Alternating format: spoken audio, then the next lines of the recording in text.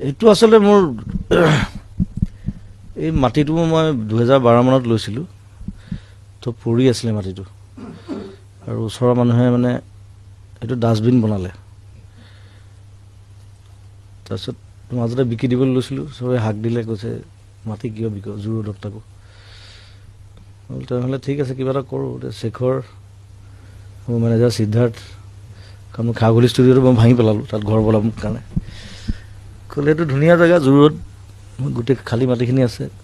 ষ্টুডিঅ'টোকে বনাই দিওঁ তেনেকৈ আৰু আৰম্ভ কৰি শেখৰ আৰু সিদ্ধাৰ্থে মিলি গোটেই এইটো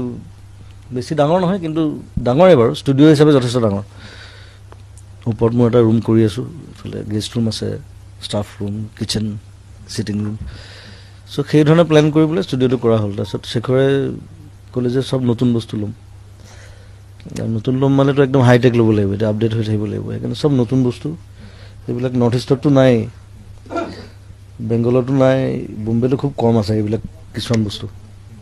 এতিয়া মই যিটো মাইক লৈছোঁ সেইটো মেইনলি গ'ল্ড এইটো ৱৰ্ল্ডৰ বেষ্ট মাইক বুলি কয় চ' সেইটো বহুত দাম এইটো 16 লাখ মান লয় আৰু এইটোত ভইচ কোৱালিটি মানে আটাইতকৈ ভাল ওলায় বুলি কয় আৰু পৃথিৱীত চব সেইটো আমেৰিকা কেলিফৰ্ণিয়াৰ পৰা আহে এইটো হাতেৰে বনোৱা হেণ্ডমেড আৰু গছ ৰুই আছোঁ চাৰিওফালে সেইখিনি কাম হ'লে বাহিৰত মই ৱালত গোটেই গ্ৰাছ লগাম বুলি ভাবিছোঁ ৰং নকৰোঁ মানে আজিকালি ৱাল গ্ৰাছ পায় বৰ ধুনীয়া দেখিবলৈ এইটো সোণৰ মাইক আৰু বাহিৰৰ পৰা অনা হৈছে আমেৰিকাৰ পৰা অনা হৈছে এই মাইকটো আৰু এই মাইকটোৰ যিটো চাউণ্ড কোৱালিটি যথেষ্ট উচ্চ খাপৰ আৰু ইয়াত ইতিমধ্যেই জুবিন দাই সেই কথাখিনি কৈছে যে প্ৰায় 20টা গানৰ ইয়াত ডাবিং কৰা হৈছে